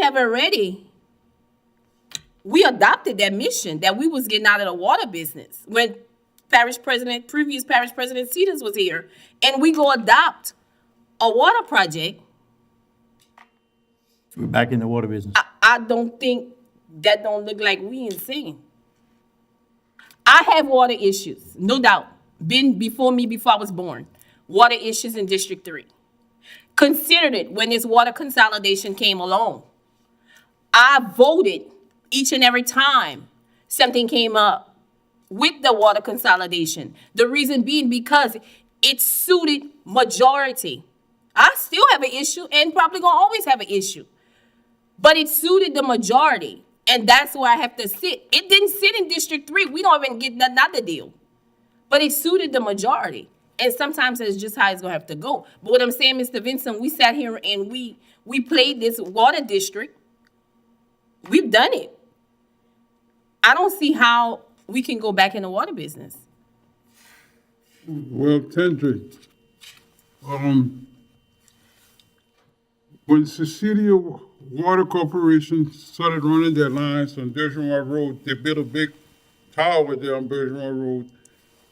When they couldn't cross Salt Mine Highway to get to Church Broussard because they ran out of funds. And from my understanding, the funds was there, but it was distributed somewhere else. So it's only fair that I know you probably have to put it out for bids, but it's only fair that we try to get someone that's gonna run that line on the Salt Mine Highway, and it goes straight to Church Broussard Road. And then that's what they need, the water lines. The water is there on Bergeron Road, but there's no line to go on Church Broussard Road. You follow what I'm saying, Mr. Decker? So that's all I'm asking for. And I've been going back and forth here. It's not for me, I don't live there, but it's for the poor people that needs the water.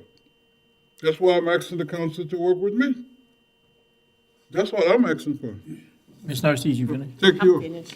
Thank Come back east. I know we went back and forth with a lot of this discussion, but I think before we even can consider any of that, we have some legal due diligence. And I think at this point, for me to feel comfortable with any of that, Mr. Durio would need to research and see if these funds could even be allocated, because I have a water district in my district, and I know that we cannot use parish dollars with the Cade Water District because it's its own entity. So once we start doing that, is there some legal ramification? Because the only bracelets I like is the one I put on. And so we need to make sure that, so I would request that we get this legal opinion first and see how and if that can be done, then we could move to the next phase of following up with UNI. But until that's done, it's useless for all the other, discussion. So that's going to be my request for Mr. Durio to get that. I'll add it to my list. Mr. Corville? Just another little piece of information, because we've talked about this, and I mean, when Mr. Vincent brought it up, I was trying to, well, why don't we talk to Lafayette? Why don't we talk to this one? Ms. Narcisse is right. The government needs to get out the water business. The problem is, ideally, you'd get a Cecilia or a Lafayette or some water company, some private business to pick it up. But from what I understand, and Ms. Stuzan can correct me if I'm wrong, it's not attractive to them because it's going to take so much infrastructure. Those houses are spread out. It's a very rural area. It's not like they're going to tap into subdivisions where they're going to have 100 meters of pop. From what they told us, they're going to have to spend a lot of money laying lines and putting meters and doing all this, and not going to collect it back on water bills. That's kind of the gist we got, right? Right, so to do the complete project, and Pete can tell us, he was there too. I think they said they'd have to add another well to the project. They'd have to expand on the system they have there to be able to do the whole project. It couldn't, the well they had wasn't suitable to handle just that one thing. And when they built that tower and they built that water system, it was to relieve the pressure off of the system they had in Cecilia that was kind of overexpanded itself. So they were trying to spread it out to where they could expand and all. But if we wanted to expand that because of the distance and amount of time, I know Bruce Guidry, the manager, had said that you'd have to look at building another well, putting another well in there too. So the system they have now wouldn't be able to, it might be able to handle the part you're talking about, but to do the complete project, it wouldn't be able to, from what I understand from the meeting, it wouldn't be able to handle the whole project. Yeah, but if. Because he said, he said we need in excess of $10 million to do the complete project. Yeah, if we run the water line under Sawmill Highway, the people that is willing to pay the expenses to tap to the water line. Each resident, whatever it costs to tap to the line, they said they're all willing to pay that. But Mr. Vincent, parish government can't use public funds on private entity. We cannot pay for that line to That's run not that. what I'm asking, sir. I'm asking for. Money for a grant. Can't take a grant writer. That's what I'm asking for, a grant writer to write for a grant. And then we can use the grant money to do that. That's all I'm asking. So, Mr. Durio, you said you'll help us with the ordinance. So I think the consensus is y'all want to hear if this is something we could do first before the council decides to amend the budget, set aside money. I think that's what I heard from Mr. Delcom too, that we want to make sure the legality's there. So I'll take that burden for y'all. I'll spread my time for y'all. Okay, I appreciate that. So that's it. Thank you very much. I appreciate, so where we can all talk together and try to get something accomplished, because From my perspective, two things would need to be, first of all, to do the due diligence to see if we can actually use monies to look into the grant process for an outside, well, we're not looking to give it to an outside entity, we're looking to see if it can be done. And then the grant would need to be 100% funded by whatever institution or whatever unit we would be getting the money from, because again, we fall back on, we can't use our monies for match monies. Can't use the public monies for match monies. So whatever grant would have to be singular in motion to where it's 100% funded. So we got a few things. Can we work on it? Yes, not a problem. Mr. Durio is going to start the process. I don't have a problem with it. We can get with Sellers and Associates. We can get with Ms. Kimya. We can continue the process. Once we can determine that, yes, we can use public monies to look into the matter. Now, we're not getting into an individual project. There again, that's going to be Mr. Durio's position and opinion on us moving forward with public monies. And then once that occurs, we need to then look into the ability to get a grant that's 100% funded.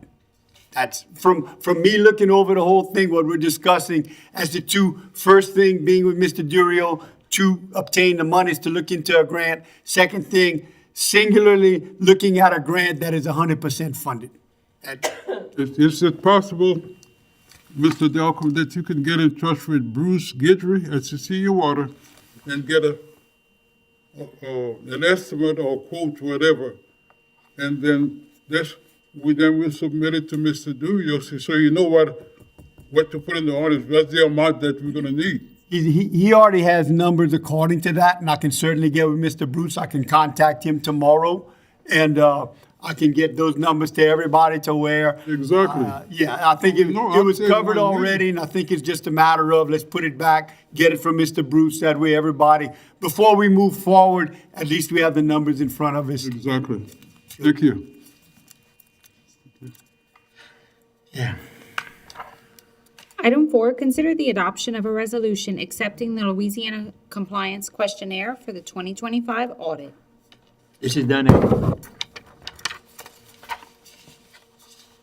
Item 5, consider the adoption of a resolution authorizing Parish President Pete Delcom to execute a contract on behalf of St. Martin Parish government with Jamie N. Renato to provide nutritional educational services. This is done annually. Item 6, consider the adoption of a resolution authorizing Parish President Pete Delcom to execute an agreement with the Lafayette Juvenile Detention Home for the year 2026. This is also something that's done annually. Item 7, consider appointments, reappointments to various committees. Item 8, council discussion or comment. Any comments from the council? Hearing none, Parish President's report. Just want to quickly go through the project that we certainly have going on. So I can provide you, this is the community development oversight, and we are questioning servitude rights of the areas that we will be looking at. So we had a discussion last week with Mr. Nick and with the individuals involved with this. We're moving forward. Alcide Bonin, we're still waiting on the Corps of Engineers. Petroleum Parkway, they actually poured concrete today on a portion of the road as that portion of the drainage had been completed. Once that is complete, within the next week to 2 weeks, depending on the weather, they will be moving into phase 2, but they're laying down lines, they're completing the drainage of that phase, and they are actually pouring concrete, so we're moving along with that project. Spanish Trail is just punch list items, very, very nominal, very, very small punch list items that should be coming to culmination in the very near future. Jodé Canal, we sent everything to FP&C. It was approved. We have a pre-construction meeting on next Wednesday, January 28th. So that project is also moving along. Boxcar Road is complete. If any of y'all have time or in that area, go take a look at that project. Very, very pleased with the project, and the end results. We saved the road. We saved all of these residences. We saved them. Because if we would not have done this, we would have lost the road, and eventually we would have lost those residences. So I'm very pleased that the council saw fit to obtain the monies to do this. The project is complete. Sales tax number 1, road district, road improvement projects. We completed Stevensville. All they have left to do is do striping. Yesterday and today, they started on Ches Broussard. They are actually doing the foundation work. And as soon as that is completed, it's pretty much the same thing that's going on Highway 96. They are taking out the compromised areas, pouring anywhere from 18 to 24 inches of base, and then the whole road will be milled, and then the whole road will be double laid and coming back, and it'll complete the project. This is just one of many. This is the second one that we're in. They will be doing, I'll get with Jason, and we will give to the council members the anticipated schedule of the contractor. They're in that Ches Broussard area. They will be doing the roads in that area and then moving to different sections. I'll give you the tentative schedules. That way, if your constituents approach you, you'll be able to tell them, hey, look, a couple of months. I would be very cautious on giving actual dates because things happen, weather events happen, it pushes things back. Some roads are then, pushed back. So just that being said, be cautious in the timing that you give to the constituents. Henderson control structure, all of the underwater has been complete. The top concrete has been complete. The new hydraulic pump has been installed. The steel top plates are coming in. They're supposed to start that in the next week. And once all that material is in, we're looking at a 2 to 3 week estimation of completion time, and that's going to complete the whole project. Very pleased with the project, very pleased with the contractor, very pleased with the results that we now see, and we're coming to the end of it. The water has been very compliant. We've been able to keep the water level down to where we can continuously work. And anyway, thank you, Lord, for helping us with this. And we're in the process. Within the next month, we should be completing this project. Chescorville Bridge has been reopened. Moving on to other projects, we have the Dick Davis Park. It comes up for a vote. I would hope at that point in time we can discuss the camper fees just for general information for the people of the parish and those that use the park. Water consolidation, water well bids are to be received on January 26th. This is the last phase of the entire water district project that it was out and will be contracted. Looking very favorable with the times and so forth to be able to get this thing done in the 2026 year. St. Martin Health Center, if you've seen on the backside, you haven't seen it, but they have stripped the entirety of the backside. We are replacing the roof. There is structural damage to some of the roof. They will be changing out. Once that has been completed, they will then come to the front side. It's a 20-day project. We're anticipating 2 weeks. This rain that we're anticipating may push it back, but I'm very confident that we'll be able to complete it within the time schedule. Cade Community Center, we've completed the painting. There are a number of projects within that we'll be tackling in 2026. I can give you an itemization as we move along to keep everybody involved and knowing what's going on. Fire stations, Mr. Brody approached. There are a number of things throughout the parish that we are looking at, the individual fire stations and what needs to be done. We've sat down with Mr. Sean, making sure that we have budgetary numbers to be able to take care of those projects. I will be coming back to you hopefully next month and putting some numbers and projects and the actual fire stations and what's going to be done. It may be preliminary, but just bringing it to y'all attention. The annex, we're at this point where FP&C should be giving us back that information within this week. Then it goes out to bid opening tentatively the beginning of March. So we're hoping that construction starts the latter part of March, no later than the beginning of April, and then we'll get this annex project started. Ms. Jean-Baptiste? When you said, going back to number 6 on your report, when you talk about the fire station, is there a major issue or is just? No, ma'am. No, ma'am. We just, the roof in Stevensville needs to be redone.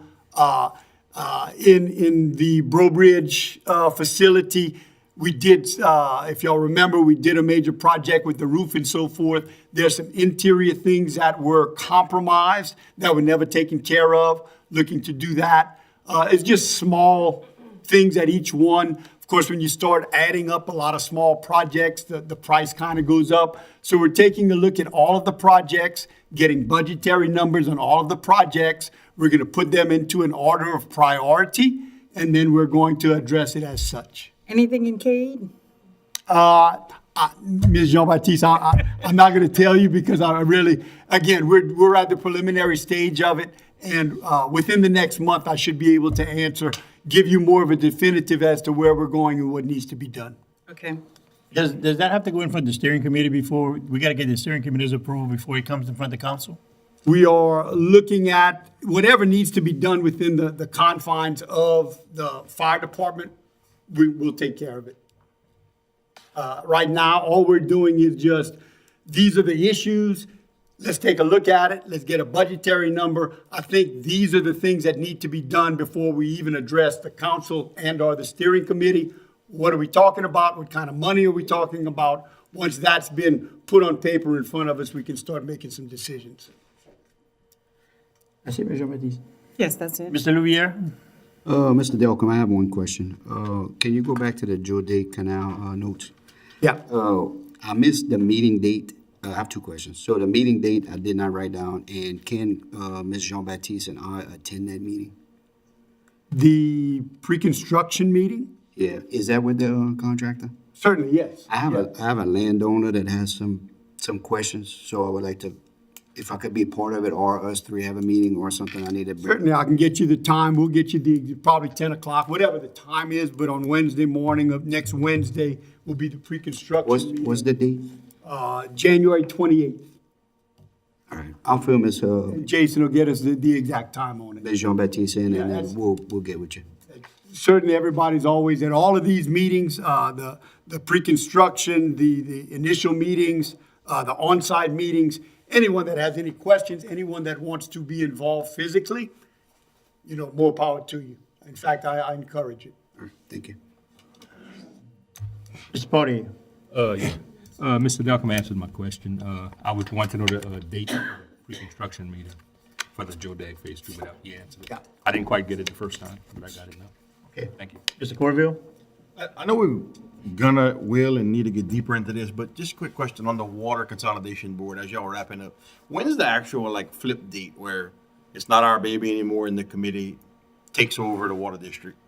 The complexity with this was that you had the community of Catahoula with their own water district, with their own billing, with their own reception of revenue, et cetera, et cetera.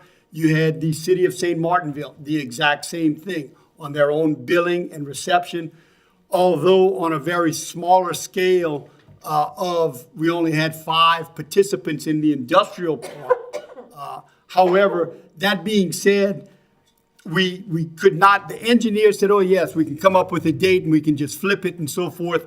It's not that easy because of the number of individuals and the different entities that are involved.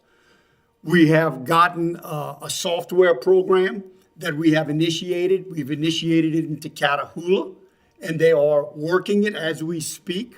We're going to incorporate that into St. Martinville. So those areas of software and making sure that the actual communities that will be dealing with these things, Ms. Tina will be actually heading the department, the water district department when that occurs.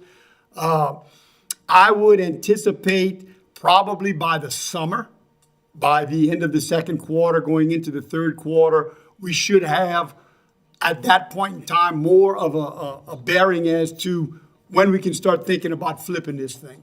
Because when we do it, it's going to be a one and done. It's not going to, they wanted, well, we can do Catahoula and we can come back, and it just, realistically, it didn't make any sense. On paper, yeah, it looks like a simple fix, but we determined that until everything is done, until all units are functioning as one, with the industrial park acting as the transfer station, at that point in time, all the software, the bugs and the glitches have been taken out. We can then sit down and say, okay, look, this is the born on date. This is when we're going to take it, and then even with that being said, it's going to be a period of transition, but I'm hoping that transition is going to be smooth because of the due diligence that we're doing now. Thank you. Any other questions? Ms. Narcisse? I just want to make sure I understand the term analogy Chris used, flip it. When you were asking flip it, you were asking So at some Was point. flipping. So at one point in time, each entity, what Pete just said right there, each one is operating on their own deal. So we still operating the water district 4, Catahoula still operating their district, and city is still operating their district.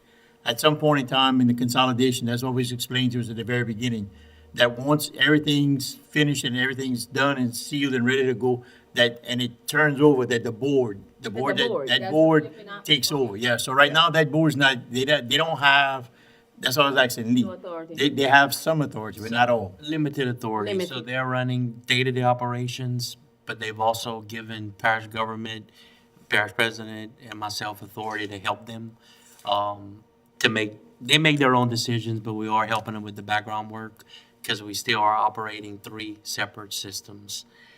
And you really couldn't combine, because we don't have a system yet, but one more project, and you should see infrastructure, then the billing will come together. The agreements are drafted, every respective, the council, St. Martinville, and Catahoula will have to pass an intergovernmental agreement for the formal transfer. That's finished, it just needs to be voted on, but if you vote on that today, they don't have the infrastructure to handle it. So it was a gentleman's agreement to keep running, keep operating, so that water could continue. You know, Tandy, you look at it this way, is that the revenue base is in each individual entity. St. Martinville has its own maintenance department. You know, so if you flip it, well, the deal is Mr. Raymond is actually in the process of coming up with a pro forma, a business plan as we speak for the new district, to where, okay, we're taking so many employees, we have the supervisors, what is the cost value of all of this?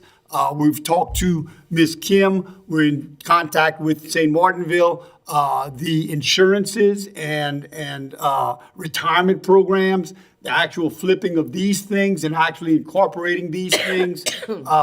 Again, they do not, this new water board, it is functional. It has been delegated by the state. We have a tax ID number. They have no money, you know, and until, again, we will be picking up the deposits that each entity has, but this is not functionally monies that can be used for the day-to-day operations. This comes with the revenues that are retrieved from the actual districts.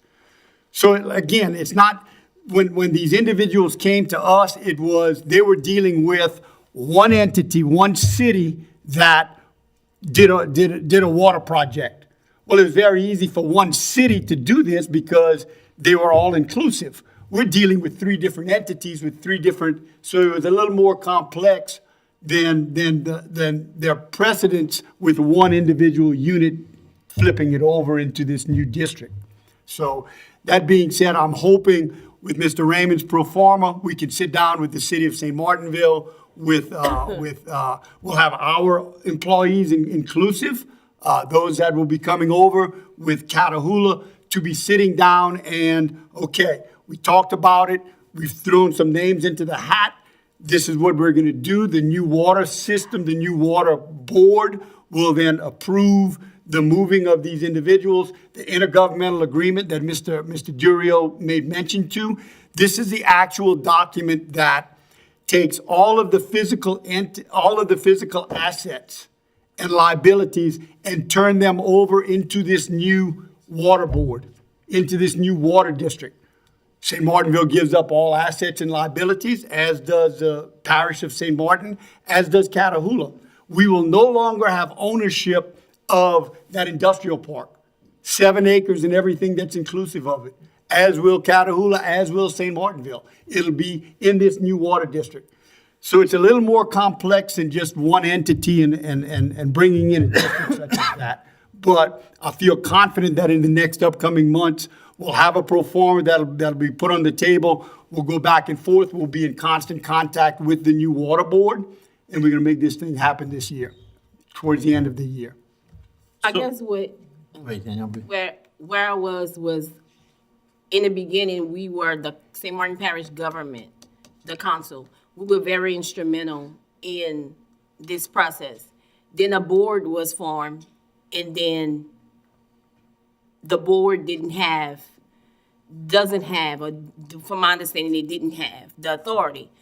And then now, well, still, as Parish President just mentioned, St. Martin Parish government, not the council, I don't think we're gonna have anything to do with it, because I guess now the board that might be part of their limited authority, is that, I'ma just say, the, professional profile, which is gonna be used for the job, the careers of moving people around. We're not gonna be a part of that. That is gonna be, that's a part of the limited authority that the water board has. The new water board. The new water board They that have we're the gonna make. authority. They are making the decisions, okay?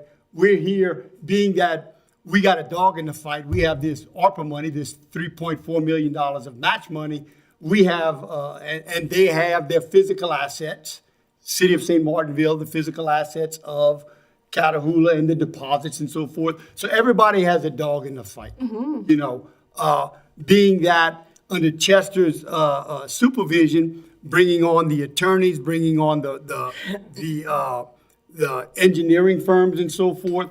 So these guys have day jobs, you know, and the parish took on the responsibility of continuing with the intervention of the attorneys, the intervention of the getting all of these 7 projects brought to the table. This is not something that the board was willing to take on. So the parish, with our $3.4 million of money in the fight, we continued to make sure that this whole entity and this whole project gets done completely and gets done correctly. And at the end of this year, it's been a long haul. At the end of this year, we should be able to turn everything over, and St. Martin Parish government will be out of the water business.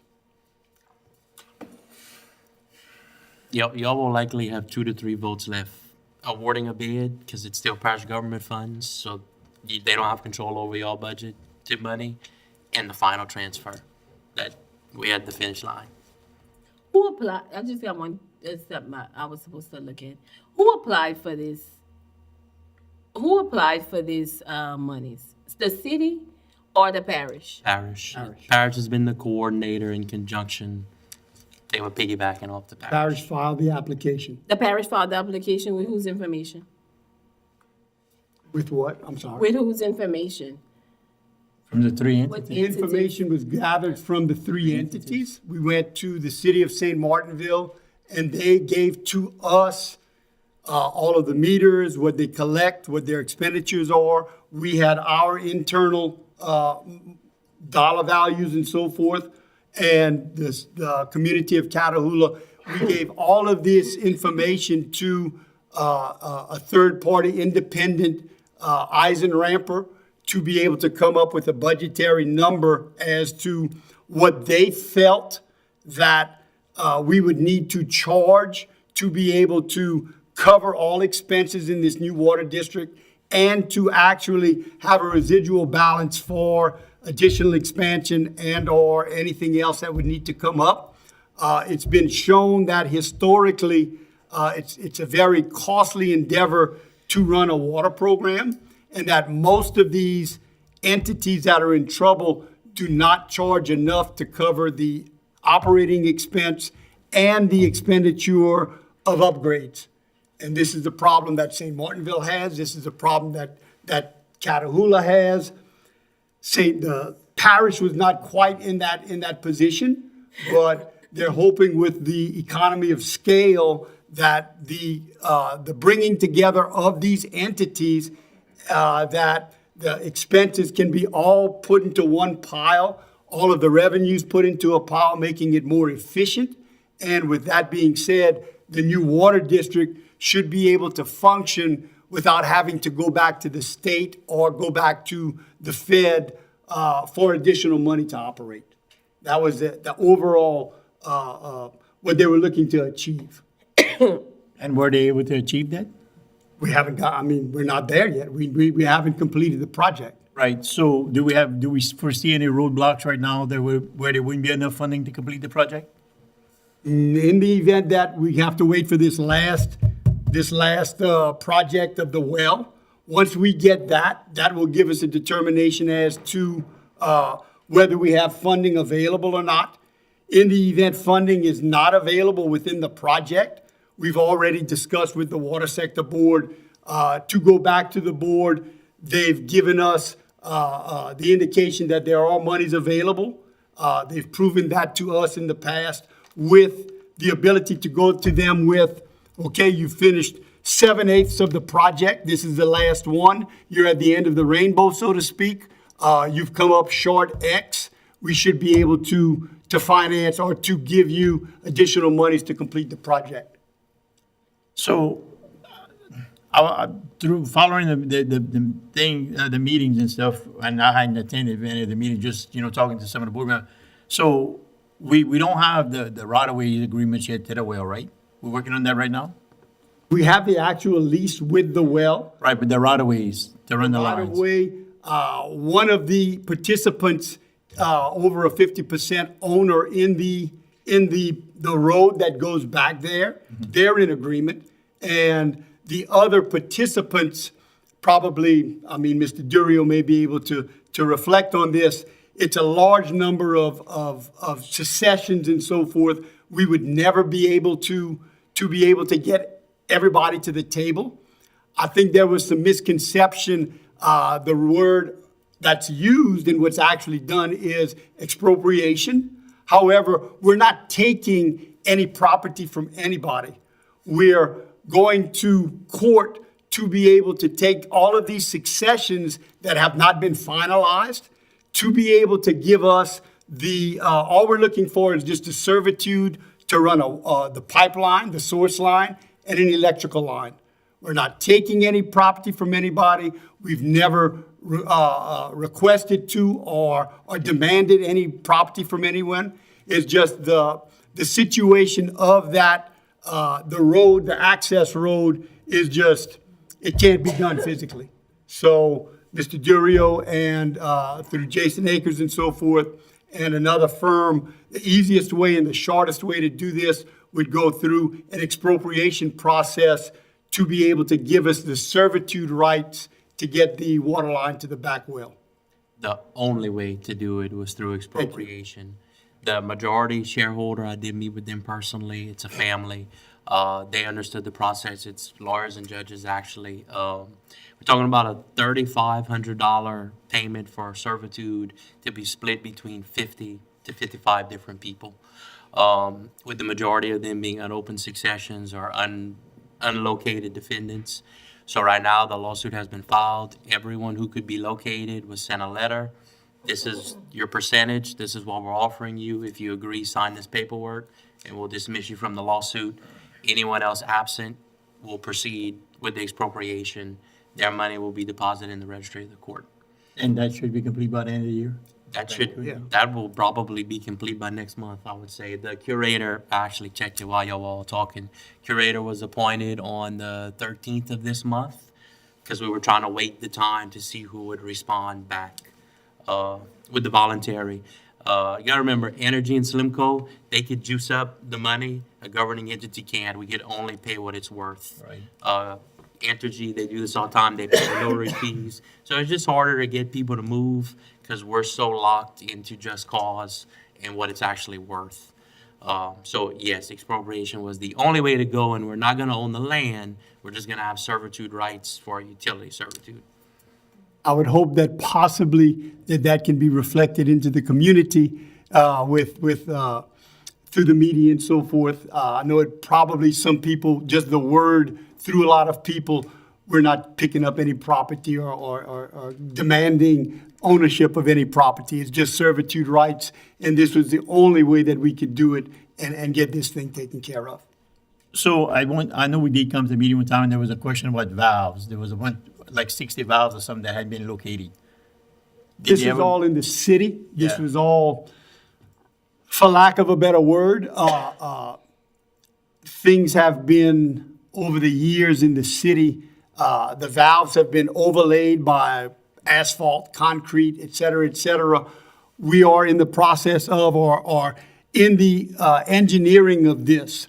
We wanted to make sure in the past, and I can vouch for this when I was at the school board, entire halves or totality of the city was shut down if there was a complication with the system. We're trying to, we are doing a series of valves around the city to where if only certain areas of the city are affected, we can turn off that valve without affecting a half or the entirety of the city.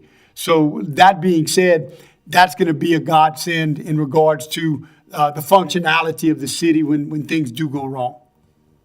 How about the water meters? I know we had approved water meters to be put out. Has that been completed? Water meters are in the process of being put out.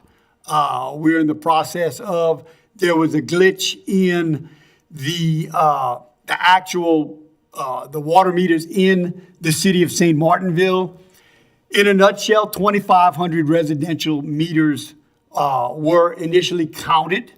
And when the engineer went out to bid, they were given a number, an updated number that was inaccurate of 1,500 meters. So they were 1,000 meters short.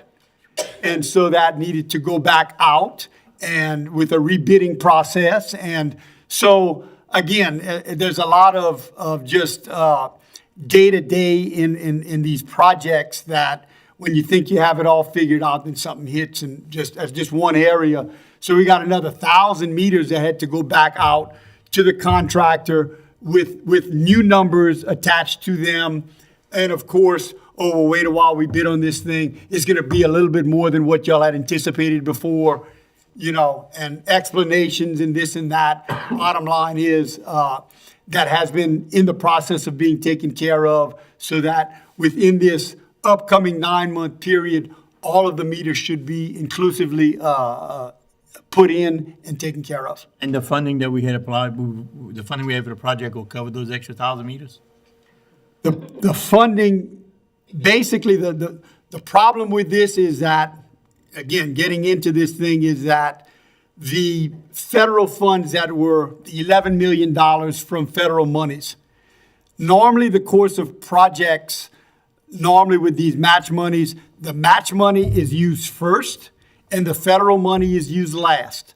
However, this project has to be completed by 12/31 of 26. So went back to the water sector board and requested that the normal procedure be reversed to where the federal monies will be used first and the last monies to be used will be the match monies.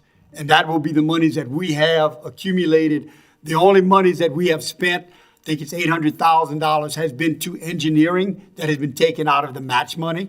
So 8 from 4, 6, so $2.6 million is still in, it is just ballpark numbers, still in the treasury in regards to our match money. So like right now, the three entities are working separate. They're collecting their funds, we collecting ours, Catahoula's collecting their. Correct. Everybody Right. is running their businesses as previous. Right, so right now, we should be accumulating extra funds on the collections. That's still going to everybody's separate accounts. When everything's joined together, those accounts will also be joined together. Once the intergovernmental agreement is signed, which hopefully happens within the next month to 2 months, Yeah. I feel comfortable now to sign this thing because we now have all of the projects, the last project coming to the table. So I feel comfortable now that these intergovernmental agreements can be collected. Once the intergovernmental agreements have been signed by all three entities, we can track what's coming in, what's going out, the expenditures, et cetera, to be able to track if there's any residual monies left when the whole thing is, for lack of a better word, flipped at the end of the year. Okay. Any other questions from council? Item 10, completed constituents' work order per request forms for December 2025 were emailed to you. Item 11, reports, statements of revenues and expenditures and balance sheet for December 2025 were submitted. Meeting adjourned.